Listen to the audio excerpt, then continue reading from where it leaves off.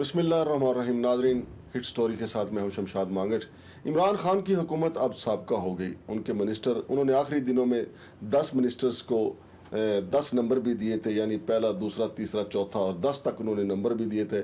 اور پہلا نمبر جو انہوں نے ہے مراد سعید کو دیا تھا. تو آج ہم کوشش کریں گے کہ مراد سعید کی کارکردگی کو دیکھیں کہ انہوں نے کیا واقعی لوگوں کے لیے اتنا کام کیا ہے کہ جس سے لوگ جو ہیں وہ بہت خوش ہیں، ان کو سہولت ملی ہے. اسٹوڈیو میں میرے ساتھ موجود ہیں جناب ملک فدار الرحمان صاحب، جو کہ تمغہ امتیاز بھی ہیں، ایک ادبی تنظیم کے سربراہ بھی ہیں اور کئی کتابیں انہوں نے لکھی ہیں. ملک صاحب، آپ کیا سمجھتے ہیں کہ مراد سعید صاحب کو نمبر 1 منسٹر قرار دیا گیا؟ پھر میں نے آپ کا ایک کالم بھی پڑھا ہے جس میں آپ نے بتایا ہے کہ یہ جو ہمارے ڈاک خانے تھے ان کو دیہاتوں میں بند کرنے سے بڑے مسائل پیدا ہوئے ہیں. کیا سمجھتے ہیں کہ کیا ہوا ہے اور ڈاک خانے بند کرنے کی ضرورت کیوں پیش آئی؟ سر، سب سے پہلے تو میں آپ لوگوں کو شکریہ ادا کرتا ہوں، اور دوسری بات جو میں کہنا چاہتا ہوں کہ میں ایک تو پی ٹی آئی کا مخالف نہیں ہوں اور نہ ہی میں نون لیگ اور پیپلز پارٹی کا وظیفہ خوار ہوں.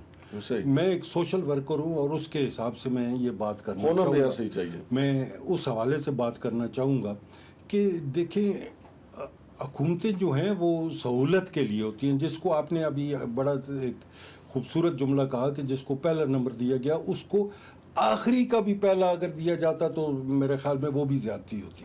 کیونکہ دیکھیں، یہ جو 4 چیزیں ہیں نا، صحت، تعلیم، ریلوے اور پاکستان پوسٹ، یہ سروسز میں آتا ہے. یہ حکومت کی ذمہ داری ہے کہ آپ سروسز دیں.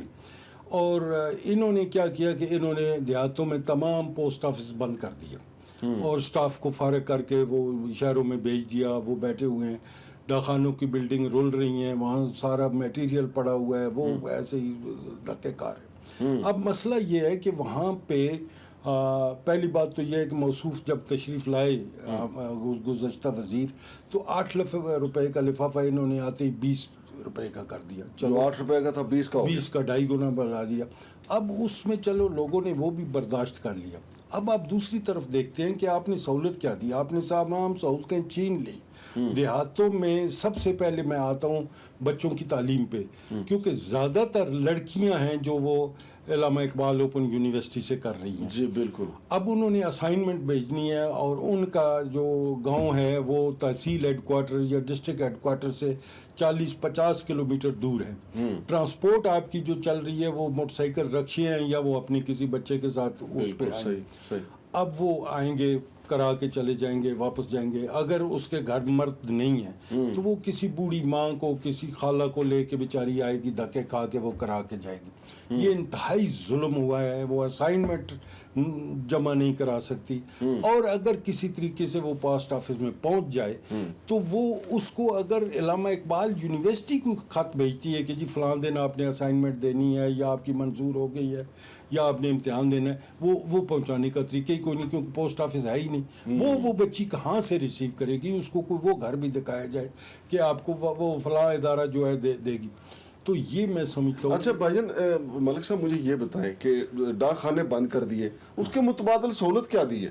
سہولت انہوں نے یہ دی ہے کہ جی انہوں نے سب کچھ اٹھا کے تو یہ کوریئر سروس کو دے دیا، ٹی سی ایس کو، ٹی سی ایس اور جو بھی ان کا کوئی منظور نظر تھے. اور اس میں مطلب لوگ تو کہتے ہیں، میں ذاتی نہیں اس کو کہ جی بڑے بھاری رشوت پہ وہ ڈاکخانے ایک قسم کے بیچے گئے کہ جی ہم ان کو بیچ رہے ہیں، آپ ان کو کریں. اب اس میں بھی بدقسمتی یہ ہے کہ وہ بڑے شہروں تک تو جاتے ہیں، ڈسٹرکٹ ہیڈ کوارٹر تک چلے جائیں گے، میکسیمم تحصیل ہیڈ کوارٹر. وہ بھی میں پنجاب کی بات کر رہا ہوں. دیہاتوں میں جاتے ہی نہیں، سوال ہی نہیں پیدا ہوتا. اور کم از کم بلوچستان میں یا سندھ میں تو دور دراز علاقوں میں، ریگستان پہاڑوں میں تو سوال ہی پیدا نہیں ہوتا کہ وہ جاتے ہوں. اب وہ پوسٹ آفس تھے، ہر گاؤں کا اپنا تھا، وہاں جا کر کے بوڑھے لوگ جو ہے وہ اپنی پینشن لے لیتے تھے. اچھا ملک صاحب، 70% آبادی جو ہے ہماری وہ دیہاتوں سے متعلق ہے، جو دیہاتوں میں رہتی ہے. جی جی، میں خود بھی دیہاتی ہوں، آپ بھی دیہات سے تعلق رکھتے ہیں. ہمارے جو بزرگ ہیں، ہم نے دیکھا ہے کہ ڈاک خانے سے وہ پینشن بھی، اور اس کے علاوہ بھی ڈاک خانے سے میں ان کے دیگر معاملات جو ہیں، مثال کے طور پہ اسلحہ لائسنس کا ٹوکن انہوں نے لگوانا ہے یا ڈرائیونگ لائسنس کا انہوں نے اس کو رینیو کروانا ہے، وہ سارے کا سارا وہاں پہ ہو رہا تھا. اور جو ڈاک خانے کا جو ہیڈ ہوتا تھا، جس کو ہم ڈاکیا بھی کہتے ہیں، ایک نظم بھی بچپن میں ہم اسکول میں پڑھا کرتے، دیکھو ڈاکیا آیا ہے، خط اپنے ساتھ لایا ہے. تو اب وہ ڈاکیا جس کے فنگر ٹپس پہ ہوتا تھا کہ کون سی بیوہ ہے جو چل نہیں سکتی، کون سا بزرگ ہیں جو بیمار ہیں، کون سا پینشنر ہے جو نابینا ہے، وہ خود ان کے جا کے گھر دے آتا تھا.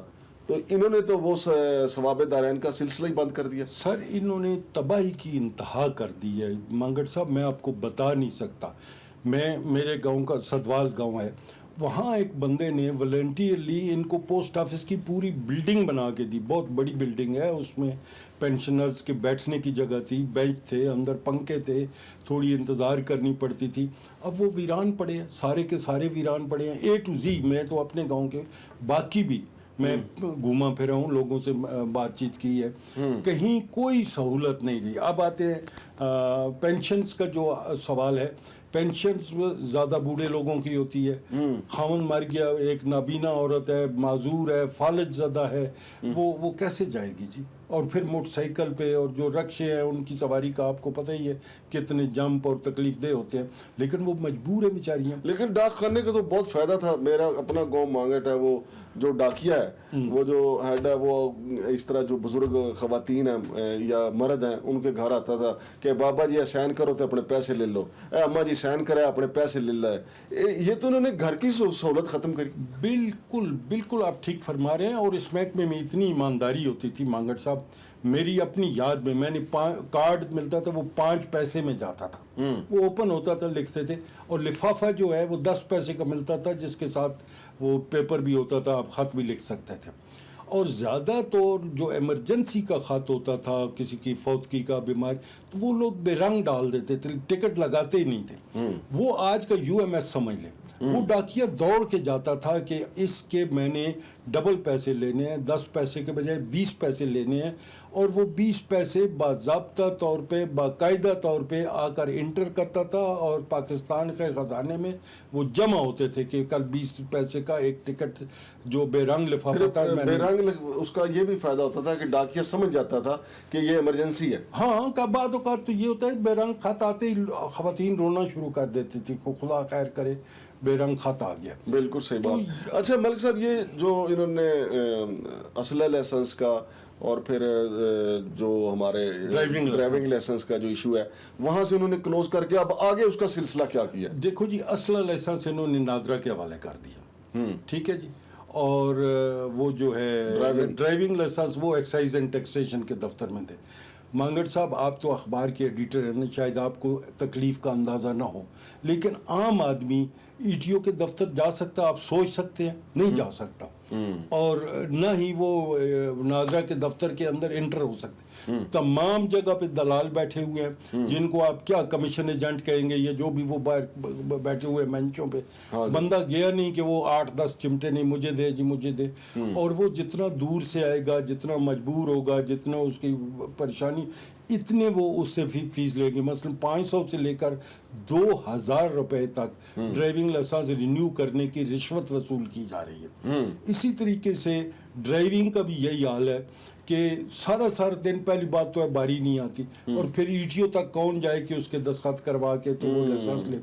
وہ سارے دروازے بند کر کے انہوں نے رشوت کے دروازے کھول دیے کہ آپ رشوت دیں، کمیشن دیں. آپ خود تجربہ کر لیں، آپ کسی ناظرہ کے دفتر کے باہر چلے جائیں، ایکسائز اینڈ ٹیکسیشن کے 10-10 20-20 بندے وہ جو ہیں شکرے بیٹھے ہوئے ہیں بینچ پہ چاہ کے، اور آپ سے رشوت لے کے تو وہ کرا کے دیتے ہیں. میرا خیال ہے اپنا ملک صاحب، کیا عمران خان صاحب کو کسی نے بتایا ہی نہیں ہوگا کہ مراد صحیح صاحب یہ کیا کر رہے ہیں؟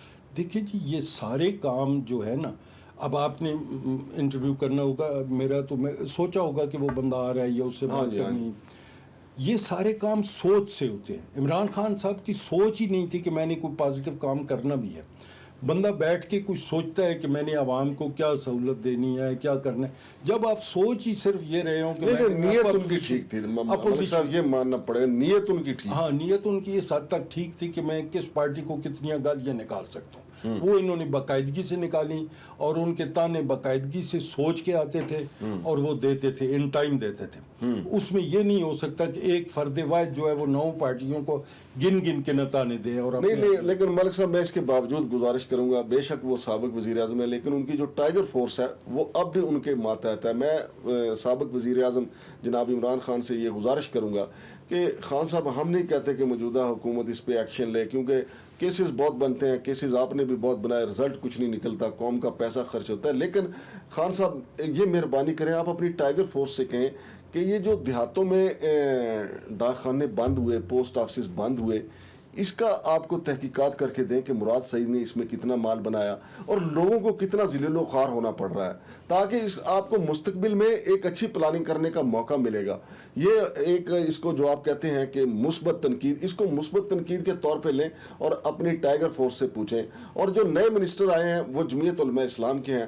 ہم مولانا فضل الرحمان صاحب سے بھی گزارش کریں گے، چونکہ ان کے بدترین مخالف جو عمران خان ہے، تو عمران خان صاحب نے ایک مسئلہ پیدا کیا ہے یہ دیہاتیوں کے لیے، بچیوں کے لیے، پینشنرز کے لیے، اور پھر جو لوگوں جو بیوہ عورتیں ہیں ان کے لیے. تو مولانا فضل الرحمان صاحب کے لیے یہ اچھا موقع ہے کہ جو ان کے مخالف کی وجہ سے جو مسائل دیہاتیوں کے لیے 70% دیہاتیوں کے لیے جو مسائل پیدا ہوئے ہیں، مولانا فضل الرحمان کے جو منسٹر ہیں اسد الرحمان صاحب، اسد محمود صاحب، وہ اس مسئلے کا حل نکال سکتے ہیں اور فوری طور پہ ڈاک خانے بحال کر سکتے ہیں. اور تھوڑی بہت اگر تحقیق ہے، کیس بالکل نہ بنائیں. کیس بناتے ہیں اس کا مطلب یہ ہوتا ہے کہ کچھ نہیں ہونا. صرف تھوڑی بہت تحقیق کر کے قوم کو بتا دیں یہ ڈاک خانے بند کر کے مراد سعید صاحب نے کتنا مال بنایا. اور جناب عمران خان صاحب اپنے طور پہ اس کی تحقیقات کروائیں اپنی ٹائیگر فورس سے کہ یہ مراد سعید جو ہے اس کی نمبر 1 رپورٹ جو ہے وہ کس نے دی تھی، تاکہ عمران خان صاحب کو مستقبل قریب میں آسانی ہو سکے. اور دوسرا ملک صاحب، آخری سوال بھی میں آپ سے پوچھوں گا کہ یہ ڈاک خانوں والا جو ایشو ہے، آپ پورے ملک میں جو ہے وہ پھرتے ہیں، آپ پورے ملک کے سیاح ہیں، آپ نے یہ ڈاک خانوں والا ایشو سندھ اور بلوچستان میں کیسا دیکھا ہے؟ سر نہ ہونے کے برابر ہے. بالکل کوئی کتنے فاصلے پہ وہاں پہ ڈاک خانے؟ سر وہاں ضلعی ہیڈ کوارٹر جو ہے جیسے چاغی ہے اور باقی جو ہے وہ 300 کلومیٹر سے دور ہے. تو وہاں پہنچنا ممکن ہے. تحصیل ہیڈ کوارٹر کچھ نزدیک ہو، 100-200 ہو، لیکن وہاں 200 کا مطلب ہے کہ 2000 کلومیٹر، کیونکہ ٹرانسپورٹ اویلیبل نہیں ہے. ویگ وہ ہے، پک اپ ہیں اور ان میں جمپ ہیں، پکی سڑکیں نہیں ہیں، کچے میں جمپ لے کے آنا ہوتا ہے. بیمار لوگوں نے آنا ہوتا ہے، پینشنرز کی بیویاں ہیں، خواتین بچیاں. ہم کہتے ہیں جی وہاں تعلیم نہیں ہے. تعلیم، پہلی بات تو یہ ہے کہ وہاں پہ تعلیمی ادارے نہیں ہیں، اور اگر تعلیمی ادارے نہیں ہیں، بچیاں علامہ اقبال کے ذریعے کرنا چاہتی ہیں تو ان کو سہولت ہی نہیں ہے. وہ اپنی اسائنمنٹ ہی نہیں بھیج سکتی، اپنے خطوط ہی آنے والے جو ہیں وہ نہیں وصول کر سکتی. تو یہ تو میں سمجھتا ہوں مانگڑ صاحب اس کو ایک پورا مشن سمجھ کے آپ چلائیں. انشاءاللہ مشن یہ صرف میرے انٹرویو تک نہیں، اس کو مولانا فضل الرحمان تک بھی اگر آپ میرے ساتھ چلیں تو انہیں کہتے ہیں کہ جناب اپنے صاحبزادہ صاحب کو کہیں کہ یہ JUI اور ورسز PTI کا مقابلہ نہ رہے، بلکہ کام کا مقابلہ ہو، کہ اگر انہوں نے بند کیے ہیں تو آپ فوری طور پہ کھولیں اور پینشنرز کو ان کے دروازے پہ پینشن دیں، اور یہ بچوں کے اسائنمنٹ جمع ہو، ان کے لیٹر جائیں، ان کے گھر تک پہنچائیں. اور اگر کسی کی کمپلینٹ آتی ہے، کوئی ڈاکیا یا کوئی پوسٹ آفس مینیجر یا کوئی وہ سستی کوتاہی کرتا ہے تو اس کا بھی احتساب کیا جائے، پورا ایک ادارہ بنائیں. بہت شکریہ ملک صاحب. ناظرین، یہ ہمارے ملک کی 70% آبادی کا مسئلہ ہے. ڈاک خانے بند کر دیے گئے. مراد سعید صاحب کی کارکردگی کی یہ ایک ہلکی سی جھلک تھی. ابھی ہم نے NHA میں کیا ہوا، کس ٹھیکیدار کو کس طریقے سے نوازا گیا، کون سی سڑک میں کیا ہوا، وہ رپورٹ ہم بعد میں آپ کو دکھائیں گے. ہم صرف نمبر 1 جو منسٹر ہے اس کی کارکردگی کا جائزہ لینا ہم نے شروع کیا ہے. اسی طریقے سے باقی جو منسٹریاں ہیں ان کا بھی ہم جائزہ لیں گے اور آپ کو بتائیں گے کہ کیا ہوتا رہا ہے عمران خان کی ایماندار حکومت میں. اور ہمارا مقصد بھی یہی ہے کہ عمران خان صاحب کی ہیلپ کی جائے اور ان کو بتایا جائے کہ جن پہ انہوں نے ٹرسٹ کیا تھا، جن کو اپنی کابینہ میں شامل کیا تھا، ان کے لچھن کیا تھے، ان کے کرتوت کیا تھے. اگر آپ نے دیکھا ہو آج کل مراد سعید جو ہیں وہ عمران خان کے آس پاس نظر نہیں آتے. اور میری اطلاعات یہ بھی ہیں کہ عمران خان صاحب کو بتا دیا گیا ہے کہ جن کو آپ نے نمبر 1 قرار دیا ہے وہ نمبر 1 نہیں تھے، وہ کرپشن میں کافی اوپر کے نمبروں میں تھے. تو ناظرین، ہم مزید اس حوالے سے آپ کو بتائیں گے. شمشاد مانگڑ کو اجازت دیجیے. اللہ حافظ.